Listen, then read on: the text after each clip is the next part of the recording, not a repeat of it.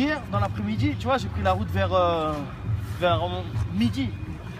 Et quand je suis arrivé à la frontière, tu sais quoi, moi j'avais la fenêtre ouverte, et j'étais comme ça, il faisait 33 degrés, il faisait chaud. Et dès que je suis arrivé à la frontière avec la France, à la Jonquera, juste après la Jonquera, la frontière c'est sur l'autoroute, et il y a 2 piliers. Et dès que je traverse ce pilier, la température elle est descendue de 7 degrés. Tu sais quoi, de 33 à 32, 33, c'est descendu à 25 degrés. D'un coup, l'air il était chaud, et dès que je traverse, l'air il était froid. Tu sais quoi? Ce que j'ai pu voir là-bas en Espagne, c'est qu'il y a beaucoup de gens qui croient. Il y a beaucoup de latino-américains, tu vois. Et il y a beaucoup aussi de maghrébins et tout ça, mais il y a une communauté grande d'équatoriennes, colombiennes, boliviennes, tu vois. Ça fait que eux, ils ont ramené, tu vois, cette chaleur. Et cette chaleur spirituelle aussi, pas que la chaleur physique. Et donc, quand on parlait dans le métro, il y avait beaucoup d'amen, des gens qui glorifiaient le Seigneur aussi, tu vois. Et ça, c'était bien. Et moi, ça m'a choqué, là, ce truc-là, tu vois, que dès que je passe la frontière, il fait froid comme ça. Et je sais pas si c'était un rêve, je sais pas si c'est Dieu qui m'a dit ou quoi, mais ce matin, tu vois, avant de me réveiller, j'étais en train de dormir, et il y a un truc qui m'est venu, et je sais pas, après, je veux pas dire, ouais, Dieu, il m'a dit, tu vois, parce que moi, Dieu, il dit, c'est... Mais cette froideur que j'ai sentie, tu vois, c'est l'état spirituel de la France. C'était pas normal, c'était pas un truc, tu vois, c'était physique, mais à la fois c'était spirituel. C'est pas possible, tu traverses la frontière et il fait froid, la température elle descend, tu vois. Et j'ai bien compris que c'est l'état spirituel de la France, tu vois. Ici, on est froid. Pourquoi? En Espagne, il fait pas seulement chaud physiquement, mais il y a ce côté spirituel. Il y a ce côté où les gens ils connaissent Jésus. Mais ici, il n'y a pas ça. Et véritablement, on est là, c'est pour ça, tu vois, pour créer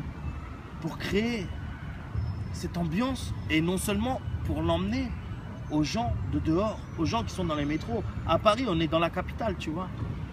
Et ça, c'est ce que je voulais vous partager, tu vois, parce que ça m'a choqué. Et on va prendre notre Bible, parce que c'est très important en tant que croyant. Il y a des enseignements que Jésus nous donne. Il faut les appliquer, il faut les appliquer, il faut les appliquer.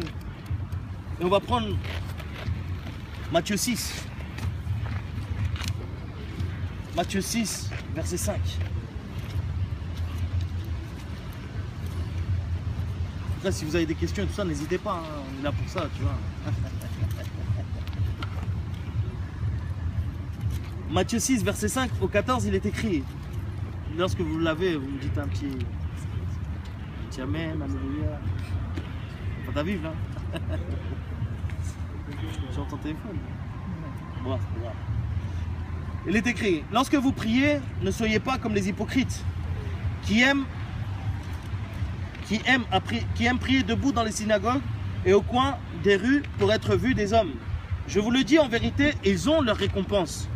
Mais quand tu pries, entre dans ta chambre, ferme ta porte et prie ton Père qui est là dans le lieu secret. Et ton Père qui voit dans le secret te le rendra. En priant, ne multipliez pas de vaines paroles comme les païens qui s'imaginent qu'à force de paroles, ils seront exaucés. Ne leur ressemblez pas, car votre Père sait de quoi vous avez besoin avant que vous ne lui ayez demandé. Voici donc comment vous devez prier. Notre Père qui es aux cieux, que ton nom soit sanctifié, que ton règne vienne, que ta volonté soit faite sur la terre comme dans le ciel. Quand il dit, en fait, le Notre Père, c'est pas de le répéter sans cesse, comme peut-être dans le catholicisme, tu vois, on t'apprend des prières à répéter. Non, ça c'est un schéma de prière. Quand il dit que ta volonté se fasse sur la terre comme elle se fait dans le ciel, généralement c'est que ta volonté se fasse dans ma vie aujourd'hui. Qu'est-ce que tu veux que je fasse aujourd'hui? Que ta volonté se fasse dans ma vie aujourd'hui, ainsi comme elle se fait dans le ciel. Et la volonté de Dieu, elle est bonne, agréable et parfaite. Tu vois? Donc, il faut que tous les jours, on lui demande, Seigneur, que ta volonté se fasse dans ma vie aujourd'hui, comme elle se fait dans le ciel. Et capacite, moi je dis personnellement ce que moi je lui dis, tu vois, le matin. Et je lui dis, capacite-moi, rends-moi capable de pouvoir faire ta volonté. Et lorsque tu commences à lui dire tout ça, lorsque tu commences à lui dire ça, tous les jours, laisse-moi te dire que Dieu il va commencer à te surprendre. Il va commencer à te surprendre. Ça les frères? On va prendre un temps. Ouais, on va prendre un mois. Hein. Ça va toi? Ouais, on va attendre qu'il revienne. Lorsque tu dis au Seigneur que ta volonté se fasse dans ma vie aujourd'hui et rends-moi capable de faire ta volonté, il va commencer à te surprendre. Toi, tu as ton planning, tu sais que tu vas faire X, Y chose, mais à un moment donné, il va commencer à te surprendre. Et il va mettre des gens pour que tu leur parles de Jésus, ou même pour que tu pries pour eux. Ou des gens, ils vont t'appeler, tu sais même pas d'où, tu vois. Et ça, il faut qu'on commence à le faire tous les jours. Il faut que, comment te dire ça? Il faut que ce soit quotidien. Il faut que ce soit quotidien, que tu prêches la parole, que tu pries pour les gens, que les gens ils soient libres, que tu poses les mains sur les malades, ils guérissent. Même quand tu pries qu'ils guérissent, il faut que ce soit quelque chose, le pain quotidien. Il ne faut pas que ce soit juste, waouh, ça a été un miracle, alléluia. Non, il faut que ce soit tous les jours. Parce que Jésus, il le faisait tous les jours. Et parce qu'il nous appelle à le faire tous les jours. Tu vois? Et ne croyez pas parce qu'il y en a peut-être, ils ont 1 an, 2 ans de convertis ou quoi, que non, ça c'est pour les gens qui ont 10 ans ou les gens qui sont vieux dans l'évangile. C'est pas vrai. C'est pas vrai. C'est pas vrai. C'est pas vrai. Tu sais pourquoi? Parce que moi là, qui te parle, 45 jours après que j'ai connu le Seigneur, j'ai vu la première manifestation démoniaque. Et j'étais pas dans une église. J'étais dans ma voiture, il y avait une nana à côté de moi, tu vois. Elle se sentait mal. Et je lui ai dit, si tu veux, je peux prier pour toi, comme on priait pour moi. Et quand elle a dit ok, elle s'est mise à genoux dehors, tu vois, dans la voiture. Et j'ai commencé au nom de Jésus, Seigneur, je te prie pour cette personne. Je déclare ton sang sur elle. J'ai tourné mon visage comme ça, elle était manifestée, elle était comme ça, tu vois. J'ai fait lâche-la, Satan. J'avais même pas 1 mois. Donc, l'onction, elle est sur vous. N'hésitez pas. N'hésitez pas à prier pour les gens. N'hésitez pas à... Ça va pas, tu te sens mal, t'es angoissé. Vas-y, ferme les yeux, on va prier ensemble.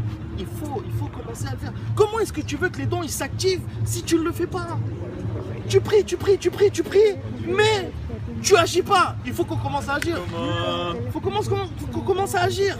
C'est ça l'évangile, c'est ça la bonne nouvelle. Qu'est-ce qu'il a dit Jésus? L'Esprit de Dieu est sur moi. Il m'a oint pour prêcher la bonne nouvelle. Et en plus, il m'a envoyé pour libérer les captifs, pour sortir les personnes qui sont dans la captivité. Ça veut dire quoi? Jésus, il n'est pas venu ici pour libérer des gens qui étaient prisonniers.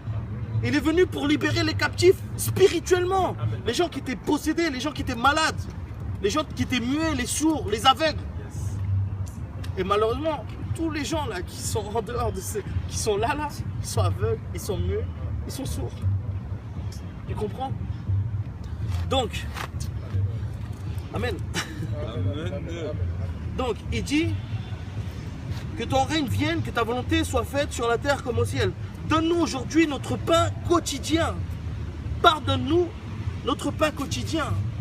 Notre pain quotidien, bien sûr, c'est notre nourriture, mais c'est aussi la parole. Yes. La parole quotidienne. Yes. Ramène-nous notre délivrance quotidienne. Yes. Jésus, lorsque Jésus il était à table avec tous ses disciples, il y a une femme païenne, une grecque, je sais pas, chez nous on dit une phénicienne. Elle est venue, sa fille, elle était possédée.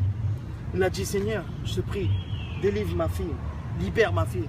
Elle a dit, mais non, c'est pas bon que les chiens ils mangent le pain des enfants. Le pain des enfants. Quand il parle du pain des enfants, c'était la délivrance. La délivrance. C'est important que tous les jours, on vienne à lui. Parce que tous les jours, on pêche. Et tous les jours, on a besoin d'être libéré. Et si tu n'as pas combien péché, eh ben, sanctifie-toi davantage et fais attention à ne pas tomber. Parce que quand tu te crois trop saint, quand tu crois que tu es au-dessus des autres, tu commences à critiquer les autres. Et là, tu commences à tomber à cause de l'orgueil. Tu vois? Faisons attention à tout ça. Faisons attention à tout ça. Donc, il dit, pardonne-nous nos offenses, comme nous aussi nous pardonnons à ceux qui nous ont offensés. Ne nous induis pas en tentation, mais délivre-nous du malin, car c'est à toi qu'appartiennent dans tous les siècles le règne, la puissance et la gloire. Amen. Et après le 14, il dit, si vous pardonnez aux hommes leurs offenses, votre Père Céleste vous pardonnera aussi. Mais si vous ne pardonnez pas aux hommes, votre Père ne vous pardonnera pas non plus vos offenses. Donc là, dans le verset 14, il dit bien qu'il faut qu'on pardonne les offenses qu'on nous a lancées en fait. Sinon, notre Père, il ne nous pardonne pas. Il y a deux choses que Dieu ne pardonne pas. Il y a deux choses qui sont dans le Nouveau Testament. La première chose, c'est le blasphème envers le Saint-Esprit. Jésus l'a bien dit, il a été clair. Quand il chassait les démons, ils lui ont dit, non mais par Belzébuth, le prince des démons, il chasse les démons. Et lui, il a dit quoi? Il a dit, si une maison est divisée, machin. Après, il dit, aucun. Tout ce que vous direz contre le Fils et tout ce que vous direz contre le Père vous sera pardonné. Mais tout ce que vous direz contre le Saint-Esprit ne vous sera pas pardonné. Ni dans ce siècle, ni dans le siècle à venir. Ça veut dire pour l'éternité. La première chose que Dieu ne pardonne pas, c'est le blasphème contre le Saint-Esprit. Et c'est quoi le blasphème contre le Saint-Esprit? C'est que tu vois un frère en train de prier pour quelqu'un, tu vois une guérison, un machin. Ah non, mais ça c'est du mytho. Ça déjà, tu es en train de parler mal du Saint-Esprit. Parce que c'est le Saint-Esprit qui est en train de faire les choses. Tu vois? Faisons attention. Faisons attention. Et la deuxième chose que Dieu ne pardonne pas, c'est lorsque nous, on ne pardonne pas les offenses des personnes qui nous ont offensés. Et c'est quoi? C'est le manque de pardon, tu vois. Et c'est ça en fait que je voulais vous parler, tu vois, du pardon. Je voulais même pas vous parler d'autre chose, mais bon. Il y a une parabole, tu vois, qui m'interpelle et qui est très intéressante parce qu'elle est remplie de... Elle est remplie de... Pas de secrets, mais quand tu la lis tranquillement, mais quand tu commences à la décortiquer, tu vois qu'il y a plein de choses que Dieu il nous dit. Et c'est dans Matthieu, chapitre... pareil, chapitre 5, juste avant. Chapitre 5. Attends, Matthieu 5, c'est Matthieu 5.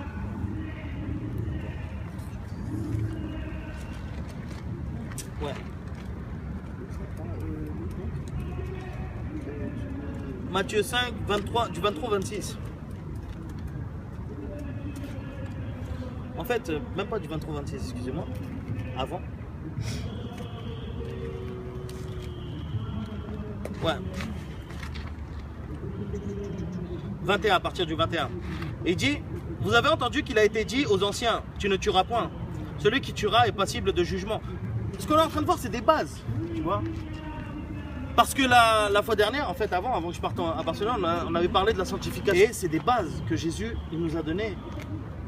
Et il faut qu'on commence à les appliquer. Parce que si on ne les applique pas, on est dans rien. On vient pour rien. Il ne faut pas qu'on écoute seulement la parole, mais qu'on commence à la mettre en pratique. C'est écrit dans le livre de Jacques. Donc il dit, si vous avez entendu qu'il a été dit aux anciens, tu ne tueras point, celui qui tuera est passible de jugement. Mais moi, je vous dis, que quiconque se met en colère contre son frère est passible de jugement. Que celui qui dira à son frère Raka, c'est-à-dire stupide, mérite d'être puni par le Sanhédrin. Et que celui qui lui dira insensé mérite d'être puni par le feu de la géhenne. Si donc tu présentes ton offrande, à l'autel, et que là tu te souviennes que ton frère a quelque chose contre toi, laisse là ton offrande devant l'autel et va d'abord te réconcilier avec ton frère, puis viens présenter ton offrande. Accorde-toi promptement avec ton adversaire pendant que tu es en chemin avec lui, de peur qu'il ne te livre au juge, que le juge ne te livre à l'officier de justice et que tu ne sois mis en prison. Je te le dis en vérité, tu ne sortiras pas de là avant que tu n'aies payé le dernier quadrant. Pardon. Donc là, Jésus il dit, avant de présenter ton offrande à l'autel, va et réconcilie-toi contre ton frère. Offrande à l'autel. Offrande à l'autel. Est-ce que c'est juste de l'argent?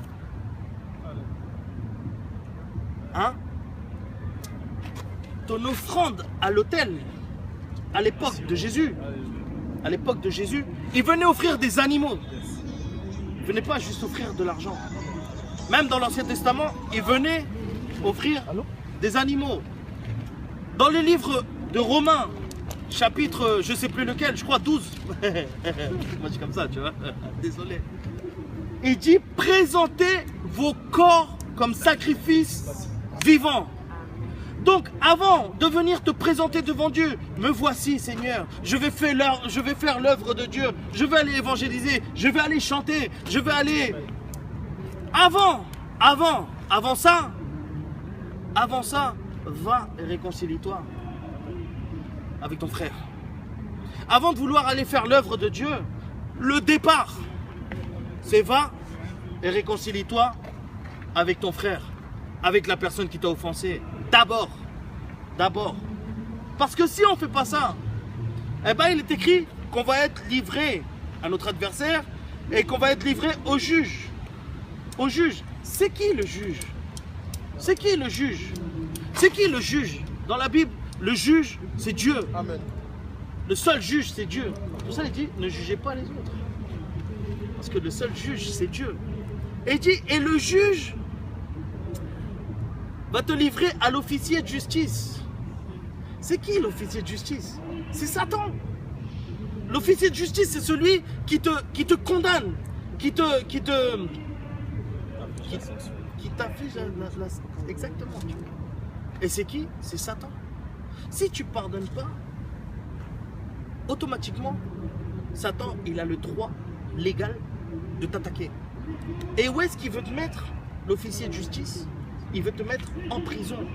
Il faut que tu saches que Satan, lorsque tu ne pardonnes pas, a l'autorité et le droit de te mettre dans des prisons spirituelles. Yes. D'angoisse, d'amertume, de dépression. Yes. Après, t'es amer, t'es vénère contre les gens. La rancune. Tu vois quelqu'un, t'as la haine. Parce que t'es dans une prison. Parce que t'es dans une prison. Pourquoi? Parce que t'as pas pardonné, tout simplement. Et son objectif, c'est de te torturer en prison. Et comment il te torture en prison? T'es en dépression. T'as une vie avec Dieu. Amen, c'est bien. Mais n'importe quoi te dérange. Pourquoi? Parce que t'es dans une prison. T'es dans une prison spirituelle. T'es dans une prison de rejet. T'es dans une prison de manque d'estime. Tu te sous-estimes toi-même. Et t'as besoin que les autres te voient. Parce que toi-même, tu t'acceptes pas. C'est dans ces prisons que Satan nous met, tu vois. Il faut savoir qu'il y a des prisons spirituelles. Et c'est réel, c'est beaucoup plus réel de ce qu'on voit ici, tu vois. Et c'est notre état d'âme. On est mal, on est tout le temps mal. Pourquoi? Parce qu'on est dans une prison. Pourquoi? Parce qu'on n'a pas pardonné. Tout simplement. Tout simplement. Donc, il y a une autre parabole que je veux qu'on voit. Ça va, c'est pas trop long? Ça va? Matthieu 18. Matthieu 18. Verset 21. Il dit, dès que vous l'avez, vous me faites un petit signe. C'est bon, c'est bon. 18-21, il dit, alors Pierre s'approcha de lui, de Jésus, et dit, Seigneur, combien de fois pardonnerai-je à mon frère lorsqu'il péchera contre moi? Sera-ce jusqu'à 7 fois? Et Jésus lui dit, je ne te dis pas jusqu'à 7 fois, mais jusqu'à 77 fois. 70 fois, 7 fois. Excusez-moi. C'est pourquoi le royaume, en fait, entre parenthèses, quand tu fais 7 fois 77, ça fait 470. Pardonner une personne 470 fois par jour, en une journée, c'est beaucoup plus qu'une heure. En fait, chaque seconde, tu pardonnes. Il est en train de nous apprendre à pardonner tout le temps. Ça veut dire quoi, pardonner tout le temps? Ça veut dire qu'il faut qu'on devienne, moi je dis ça comme ça, après c'est ma façon de voir les choses, il faut qu'on devienne comme des savons. Que tout glisse, que rien ne nous affecte. Aucune parole, qu'aucune personne, qu'aucune moquerie nous affecte. Rien du tout. Quand t'as dit, mais ton pull là, et là tu t'es gardé ça sur toi et ça y est, t'as eu la haine. Non. Non. C'est quoi, moi au début, je te parle de moi, tu vois, parce que je ne vais pas parler de quelqu'un d'autre. Au début, quand je me suis donné à Dieu, eh ben, moi j'avais plein de potes, tu vois, moi c'est grave connu, tu vois, milieu latino, je fais les soirées et tout, machin. Laisse tomber.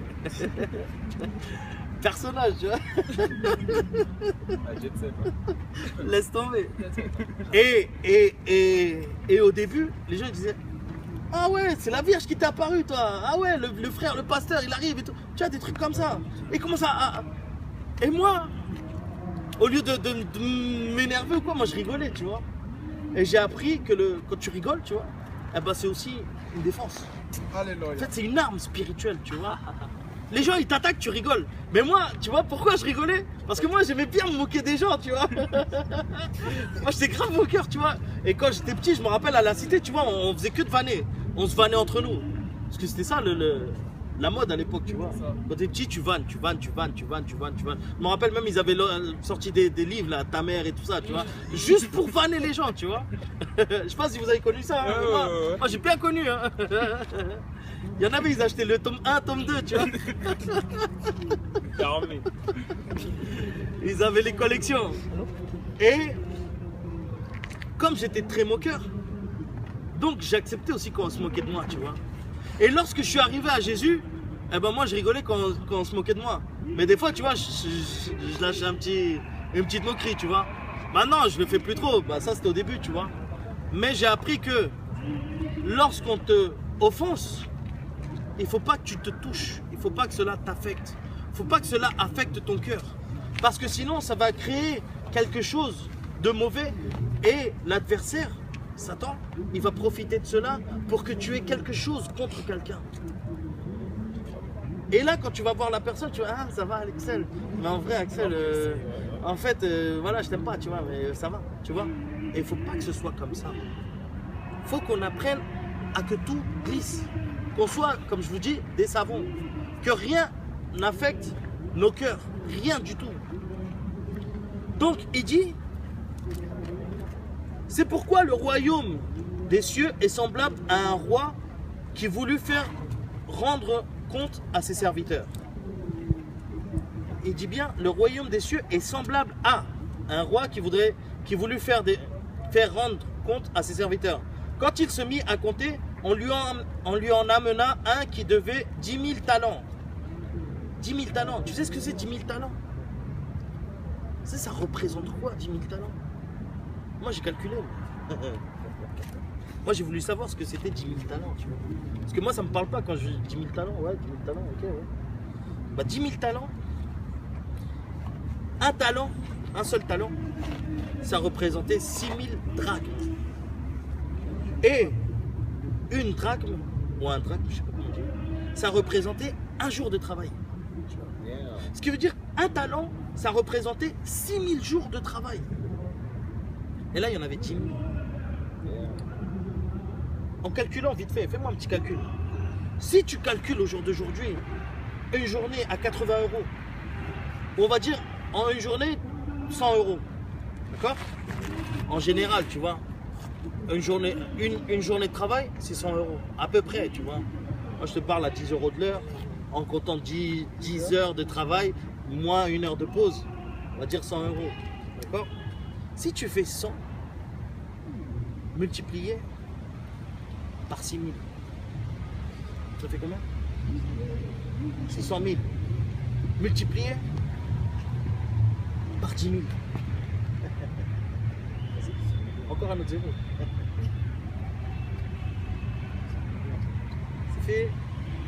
Ça fait 6 millions. 6 millions. 6 millions. Le mec, il lui devait 6 millions d'euros. Tu dors pas. 6 millions d'euros, il lui devait. Et encore que je crois que j'ai mal calculé parce que dans un calcul, ça faisait 6 000 millions d'euros. Mais bon, c'est pas grave. Le fait, c'est qu'il lui devait une somme astronomique qu'il n'aurait jamais pu payer. Et il s'avère que ce serviteur, le roi, il a dit, je vais te vendre toi, je vais te vendre ta famille, je vais te vendre tes bœufs, je vais vendre tes terres, je vais tout te vendre, je vais tout vendre. Donc, je vais voir si je peux récupérer quelque chose. Et le serviteur, il s'est jeté à ses pieds et il lui a demandé pardon. Il lui a dit, s'il te plaît, pardonne ma dette. Pardonne ma dette. Et le roi, il a été touché de compassion et il lui a payé cette dette. Il lui a dit, il lui a pardonné cette dette. Il lui a dit, ok, d'accord, pars. ta dette, elle a été effacée. C'est bon. Pars et continue à taffer. C'est chaud qu'on te pardonne 6 millions. Déjà, les impôts, même 1000 euros, ils te majorent ça, tu vois. Et le roi, il lui a dit, pars, je te pardonne ta dette. Et lorsqu'il est sorti, il y a un autre serviteur qui lui devait de l'argent. Et lui, il l'a vu, il lui a dit, hé, toi là, donne-moi mon argent. Et il lui devait 100 deniers. Ça représente à peu près 4-5 000 euros, sans dénier. Pour pas vous. Ça représente, parce que moi j'ai calculé, tu vois. Ça faisait à peu près 5 000 euros. Et il l'a tourmenté, il l'a oppressé, il l'a pris par le cou. Il a dit, paye-moi, paye-moi, paye-moi. Et il l'a fait jeter en prison, tu vois. Et il y avait des gens qui étaient témoins, ils ont vu la scène. Et ils sont partis voir le roi. Et ils lui ont tout raconté. Et le roi, il a fait appeler cet homme-là. Il a dit, mais vraiment, t'es mauvais, toi, t'es méchant. Moi, je t'ai pardonné ta grande dette. Et toi, tu n'as même pas été capable de pardonner cette petite dette. Ça veut dire quoi? Dieu, il a pardonné la dette de nos péchés. Et c'est une dette incalculable. Comme ces 6 millions d'euros. C'est quelque chose que nous, personnellement, on ne peut pas payer. Tu ne peux pas payer le prix de tes péchés. Tu ne peux pas. Tu peux pas. Tu ne peux pas payer ton salut. Parce que même si tu aurais tout l'or du monde, c'est insuffisant par rapport à ce que nous devons à Dieu, tu vois. À cause de nos péchés. Et lorsque tu ouvres ta petite bouche et tu lui dis, Seigneur, pardonne-moi, il te pardonne toutes ces dettes, tu vois. Il te pardonne cette somme astronomique qui est la dette de ton péché, tu vois. Et il nous demande que lorsque il nous pardonne, nous aussi nous puissions pardonner le frère qui a mal parlé de moi. Amen. Ou la sœur qui a mal parlé de moi, ou les gens qui ont calomnié contre moi, qui ont murmuré, qui ont commencé à faire des choses par derrière. Il faut qu'on commence à pardonner. Ses parents peut-être qui n'ont pas donné d'amour, il faut commencer à pardonner. Il faut commencer à pardonner toutes ces personnes qui ont fait du mal, tu vois, qui nous ont fait du mal. Cette nana qui t'a trahi, tu vois. Ce mec-là qui a fait n'importe quoi avec toi, ça, ces gens-là, il faut les pardonner. Il faut les pardonner. Parce que sinon, on va être comme le serviteur méchant. Ça va? Salut. On va être comme ce serviteur méchant. Il faut qu'on commence à pardonner. Il faut que notre vie, en tant, pas que chrétien, ni que évangélique, ni que croyant, en tant que fils de Dieu. Parce qu'on est des fils de Dieu et des filles de Dieu. On n'est pas des chrétiens, on n'est pas des protestants, on n'est pas des évangéliques, on n'est pas ça.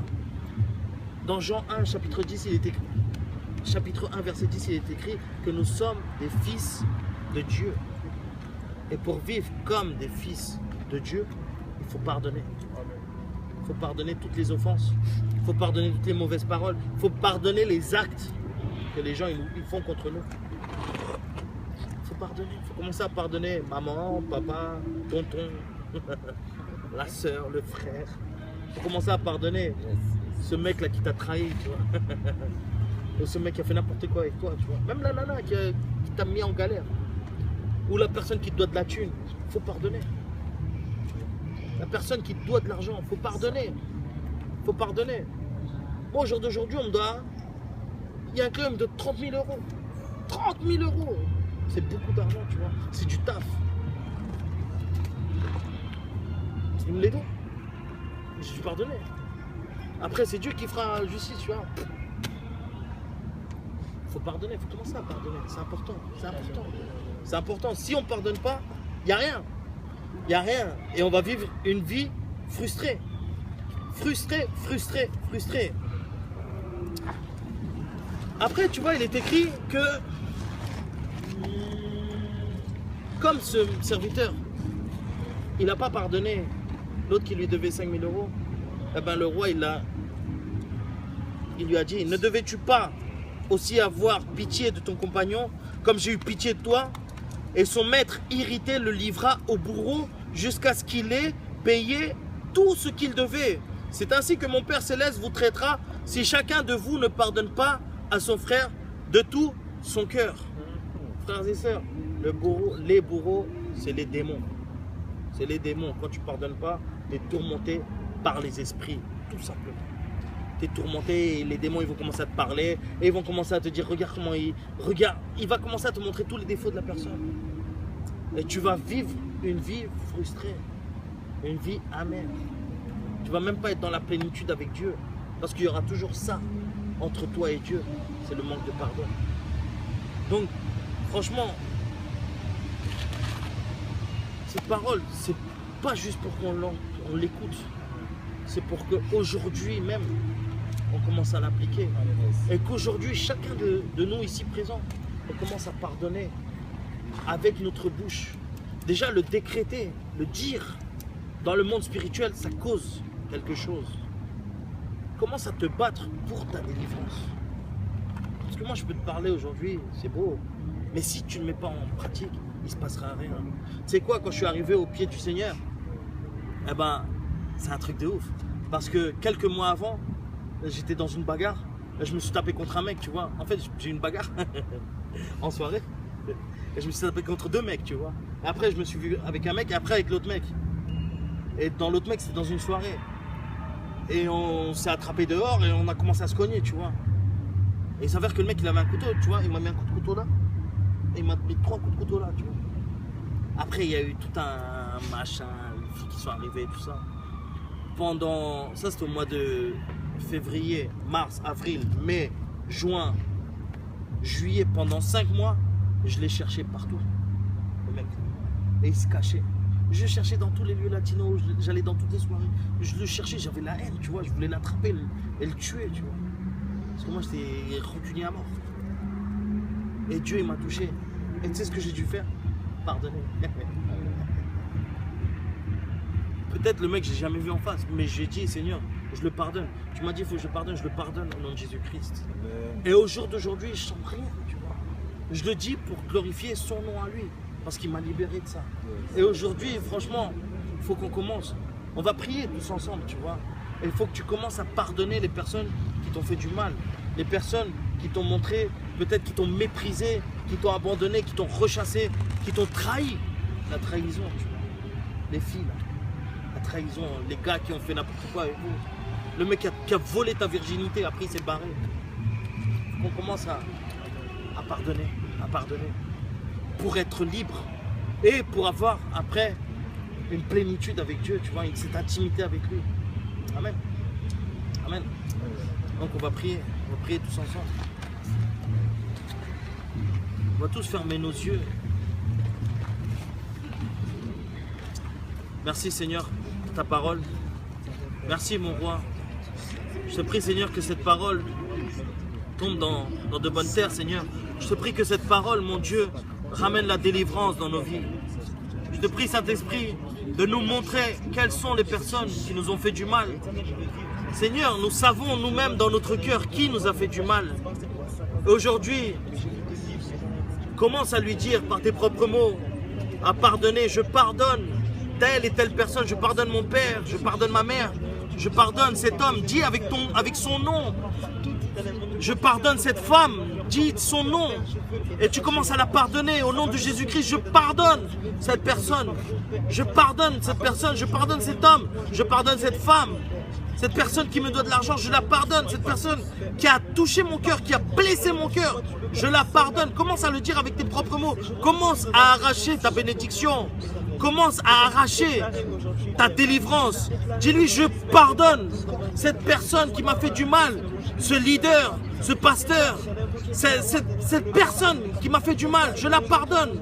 Cette personne qui a calomnié sur moi, qui a macrélé, qui a querellé contre moi, qui a levé des faux témoignages contre moi, je la pardonne. Je les pardonne. Je le pardonne au nom de Jésus-Christ. Et je bénis cette personne. Commence à le dire avec son propre nom, avec ses noms. Je pardonne telle et telle personne pour m'avoir fait telle et telle chose au nom de Jésus-Christ. Car je ne viens pas en mon propre nom, mais je viens en ton nom, Jésus. Et toi, tu m'as dit de pardonner les gens. Et aujourd'hui, je décrète et je déclare dans le monde spirituel que je pardonne cette personne, ces personnes, au nom de Jésus. Je me délie, dis-le, je me délie du manque de pardon, je me délie de l'amertume. Commence à le dire de tes propres mots, je me délie de l'angoisse, de la dépression, je me délie du manque de pardon. Au nom de Jésus-Christ, commence à le dire avec tes mots. Je me délie au nom de Jésus-Christ de la rancune, de la rancœur, de l'amertume, de la haine, de la colère. Et je la chasse de mon âme. Au nom de Jésus-Christ, je déclare que mon cœur maintenant est guéri. Au nom de Jésus-Christ, toute la racine d'amertume qu'il y a dans mon cœur, maintenant, je l'enlève, je l'arrache. Au nom de Jésus-Christ, maintenant, tout ce qui est en train d'affecter ma vie spirituelle, je l'arrache. La haine, la colère, la dépression, l'angoisse, le manque de pardon, sort. Au nom de Jésus-Christ, j'ordonne à la mort de sortir de mon corps, de mon âme et de mon esprit. Au nom de Jésus-Christ, toute prison spirituelle maintenant s'ouvre et j'ordonne à mon âme de sortir de la captivité spirituelle. Au nom de Jésus-Christ, mon âme revient à moi. Maintenant, je déclare que toute chaîne se brise au nom de Jésus-Christ et je déclare la délivrance, la guérison dans mon âme, dans mon corps et dans mon esprit. Au nom de Jésus-Christ, au nom de Jésus, merci Jésus, car tu as payé le prix pour mes péchés. Et aujourd'hui, je me réconcilie avec toi. Au nom de Jésus-Christ, merci Seigneur. Maintenant, les frères et sœurs, vous allez continuer avec les yeux fermés et nous allons tous souffler profondément, comme ça. On va tous souffler profondément, profondément. Vous continuez à souffler, moi je vais commencer à prier pour vous. Vous respirez profondément, profondément, profondément. Père, au nom de Jésus-Christ, je reconnais ta puissance et ta gloire, Seigneur. Je reconnais que tu es au milieu de nous, tu es ici, Saint-Esprit de Dieu. Et toi, Jésus, sur la croix, tu as cloué les décrets qui étaient contre nous. Tu as enlevé du milieu de nous tous les actes et les décrets qu'il y avait contre nous. Et tu les as cloués sur la croix. Tu as mis en spectacle toutes les dominations, les principautés, tous les esprits. Et tu as vaincu sur la croix, Seigneur. Et aujourd'hui, Seigneur, au nom de Jésus-Christ, je prends autorité au nom de Jésus. Et j'ordonne maintenant à tout esprit de mort de sortir. De sortir maintenant. Toute la dépression, l'angoisse, l'amertume qu'il y a dans mes frères et sœurs, maintenant, sortez. Au nom de Jésus-Christ, c'est un ordre. Tout ce qu'il y a dans leur cœur, toute cette haine, toute cette colère, toute cette rancune, tout ce manque de pardon, maintenant, je vous lie au nom de Jésus-Christ et je parle à toutes les dominations, à tous les esprits de colère, à tous les esprits impurs qui ont tourmenté, qui ont opprimé, qui ont oppressé. Mes frères et sœurs, maintenant, vous sortez au nom de Jésus-Christ. Au nom de Jésus, c'est un ordre. Maintenant, je parle à tous les esprits démoniaques. Je brise vos chaînes et je vous ordonne, sortez au nom de Jésus-Christ. Au nom de Jésus-Christ, toute chaîne se brise, toute chaîne se brise. J'entends des chaînes du manque de pardon se briser maintenant au nom de Jésus-Christ. Et j'ordonne à toutes leurs âmes de sortir de ces lieux de captivité au nom de Jésus-Christ. Et je lie la mort, esprit de mort, je te lie. Esprit de dépression, je te lie maintenant et je t'ordonne, sors au nom de Jésus. Et je déclare maintenant la délivrance dans leur corps, âme et esprit, Seigneur. Et je te prie de restaurer leur vie au nom de Jésus-Christ. Merci Seigneur. Seigneur, merci. Amen. Amen. Amen. Amen. Amen. On va chanter, on va adorer le Seigneur. Gloire à Jésus. Gloire. Gloire. Gloire à Jésus. Nous chantons gloire. Gloire, gloire, gloire, gloire à Jésus. Car il est glorieux. Car il est glorieux et digne de régner. Jésus, Jésus est souverain. Nous élevons pour l'adorer. Jésus est souverain. Car il est glorieux. Car il est glorieux et digne de régner. Jésus est souverain.